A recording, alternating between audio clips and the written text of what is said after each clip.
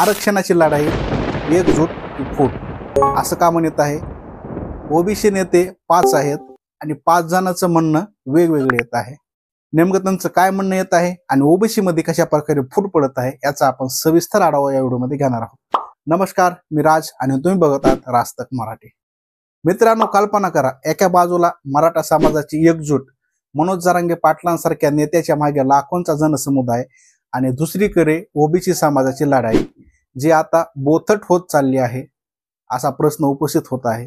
कारण 5 मोठ्या नेत्यांच्या 5 वेगवेगळ्या भूमिका, काही पक्षांच्या जाळ्यात अडकले तर काहींना इगो प्रॉब्लेम आणि मध्ये ओबीसींच्या हक्कांचा प्रश्न तसाच।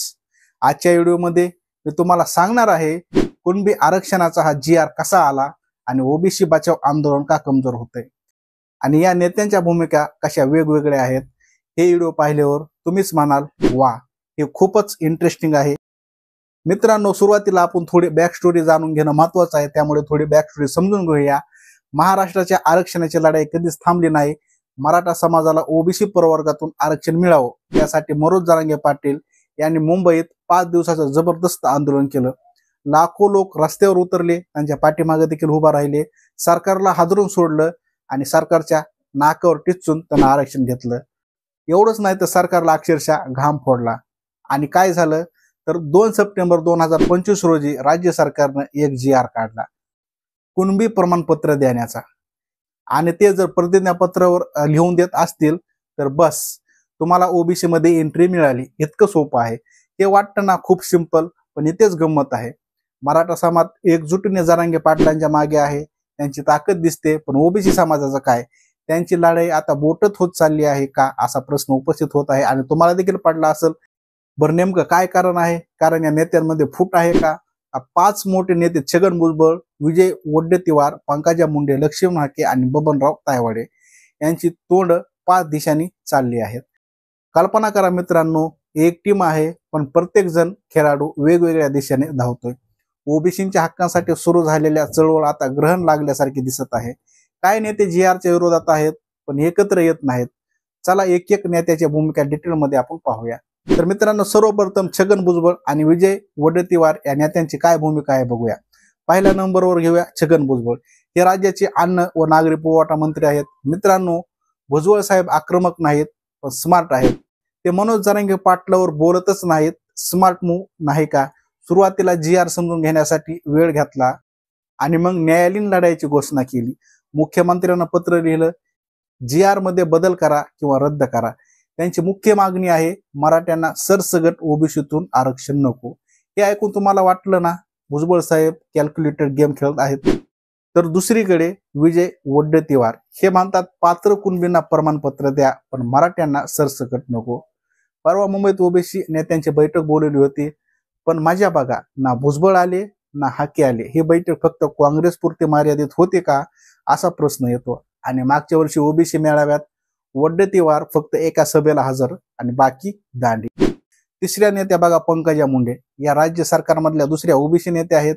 त्यांची भूमिका काय आहे तर सरकारशी सुसंगत मुख्यमंत्री म्हणतात ओबीसी आरक्षणाला धक्का लागणार नाही आणि पंकजा म्हणतात एकही बोगस प्रमाणपत्र नको, पात्र लोकांना द्या। त्या ओबीसी साठीच्या मंत्रिमंडळ उपसमितीत होत्या। इथेच दिसते सरकारी लाईव्ह फॉलो करणारी मैत्री। पण प्रश्न असा आहे ओबीसींच्या फायद्याचं काय? चौथे नेते बघायचे झाले तर लक्ष्मण हाके हे ओबीसी आरक्षण बचाव लढ्याचे नेते। बीडमध्ये मोठा पाठिंबा, आरक्षण यात्रा बारामती सुरू केली। ते म्हणतात हा GR ओबीसी आरक्षण संपवेल, मागे घ्या। त्यांची भाषणं अत्यंत असंसदीय, सडकून टीका फडणवीस, अजित पवार, शिंदेवर असतात। हे ऐकून तुम्हाला वाटेल ना हाके साहेब फायर आहेत, पण त्यांचा पाठिंबा फक्त बीडपुरता मर्यादित दिसतोय। 5वे नेते जर बघायचे झाले तर बबनराव तायवाडे राष्ट्रीय ओबीसी महासंघाचे अध्यक्ष आहेत। त्यांची भूमिका काय आहे तर पूर्णपणे वेगळी। या GR मुळे ओबीसी आरक्षणाला धक्का लागणार नाही, हक्काच्या कुणबींना प्रमाणपत्र द्या। ते म्हणतात हा GR ओबीसी विरोधात नाही, इथं दिसतंय सरकारशी साजेशी भूमिका। हे नेते आंदोलनातून बाहेर पडलेत का असा देखील प्रश्न उपस्थित होत आहे। पण या ओबीसी लढ्यामध्ये फुटका पडत आहे का इगो प्रॉब्लेम येत आहे? आता मुख्य प्रश्न, या नेत्यांच्या भूमिका वेगवेगळ्या आहेत। वर्षभरापूर्वी मराठा ओबीसी वादळ होतं, मोठे मेळावे, जरांगे पाटलांची मागणी, सरसगट ओबीसी आरक्षण। आता GR आलाय तरी ओबीसी नेत्यांमध्ये एकजूट नाही। इगो प्रॉब्लेम नाही का? वडेट्टीवारांच्या नेतृत्वाला भुजबळांचा पाठिंबा नाही आणि भुजबळांच्या नेतृत्वात वडेट्टीवारांना जायचं नाही. पंकजा मुंडे भानगडीत पडत नाहीत, त्यावेळी सरकारशी आणि हक्क्यांना मोठे नेते गांभीर्याने घेत नाहीत. मित्रांनो, हे दिसतंय का राजकीय ड्रामा?